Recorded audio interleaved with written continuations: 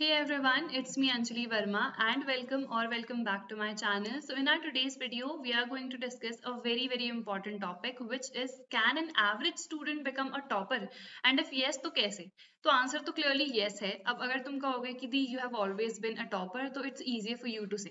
तो ऐसा बिल्कुल भी नहीं है. I myself have been an average student. मेरे खुद 49 आए थे out of 100 in maths. Can you imagine that? And अभी मेरे लाइक 99 100 ऐसे ही मार्क्स आए. ठीक है, मैथ्स में. So it is really important that you follow certain things. मेरी 78% भी आ चुकी है. मेरे 40s 50s में मार्क्स आते थे आउट ऑफ 80 साइंस में, जबकि फिजिक्स और केमिस्ट्री दोनों में ही मेरे 100 आए क्लास 12 में. तो you just need to follow certain things जिससे हम टॉपर बन सकते हैं, जिससे हम अच्छा स्कोर कर सकते हैं. क्या है वो चीजें, वही डिस्कस करते हैं. सबसे पहली चीज इज प्रैक्टिस. जैसे ही हमने कोई भी चैप्टर पढ़ लिया है ना, तो क्वेश्चंस को स्किप नहीं करना है. Question practising is most important. पहले से मैं भी यही करती थी. मैं सोचती थी चलो चैप्टर तो पढ़ लिया है, अब दूसरा चैप्टर पढ़ लेते हैं. क्वेश्चंस प्रैक्टिस करें नहीं तो उसका क्या फायदा, बिकॉज एग्जाम में तो क्वेश्चंस आएंगे ना. So we need to have deep knowledge about that chapter and हमें क्वेश्चंस भी प्रैक्टिस करने हैं. ठीक है. Second is concept clarity. This is most important.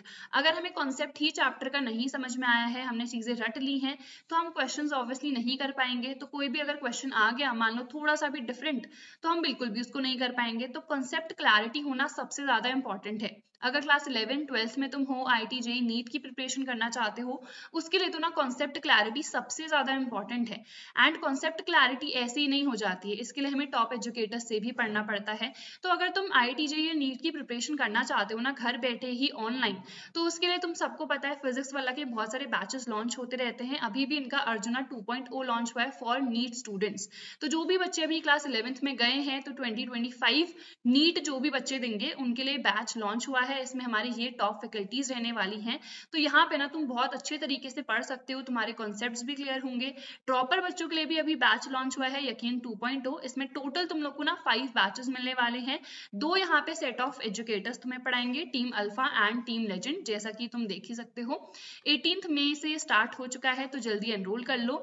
DPPs test series her Sunday तुम लोग को मिलेंगी. रिवीजन के लिए short notes, formula sheets, mind maps यहाँ पे तुम लोग को मिलने वाले हैं.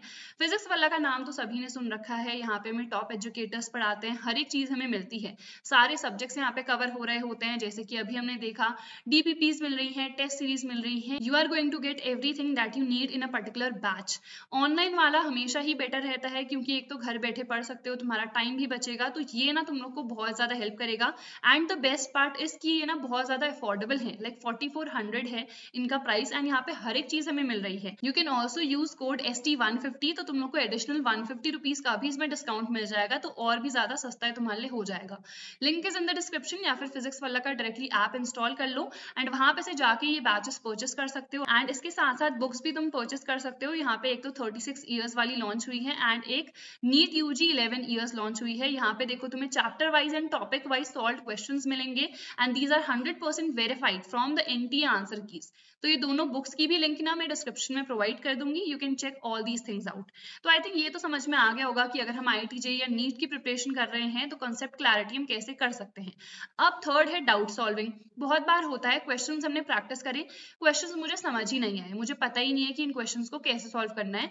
तो बहुत बच्चे क्या करते हैं, स्किप कर देते हैं, कहते हैं चलो छोड़ो ये क्वेश्चन नहीं आता है, इसको छोड़ देते हैं. स्किप बिल्कुल नहीं करना है, यही सबसे बड़ी मिस्टेक होती है. जो भी क्वेश्चन नहीं समझ में आ रहा है तो उस क्वेश्चन को मार्क कर लो. बहुत सारे एप्स अवेलेबल हैं, वहां पे पूछ सकते हो एजुकेटर्स से, या फिर सिंपली गूगल पे सर्च कर लो, गूगल पे ही तुम्हें आंसर्स मिल जाएंगे. फिर भी नहीं समझ में आ रहे तब तुम टीचर्स से पूछ सकते हो, स्कूल टीचर्स से पूछ सकते हो, ऑनलाइन टीचर्स अवेलेबल रहते हैं.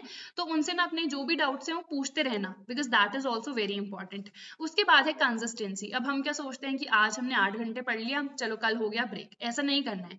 भले ही दिन के 3-4 घंटे पढ़ो, बट वो कंसिस्टेंसी मेंटेन कर लो. अब बहुत बच्चों का ना फ्लो नहीं बना रहता है स्टार्टिंग से, तो क्या करना है, 2-3 घंटे से स्टार्ट करना है, डायरेक्टली 8 घंटे पे जंप नहीं करना है. अगर तुम्हारा बिल्कुल फ्लो नहीं बना हुआ है, 2-3 घंटे डेली से स्टार्ट करो.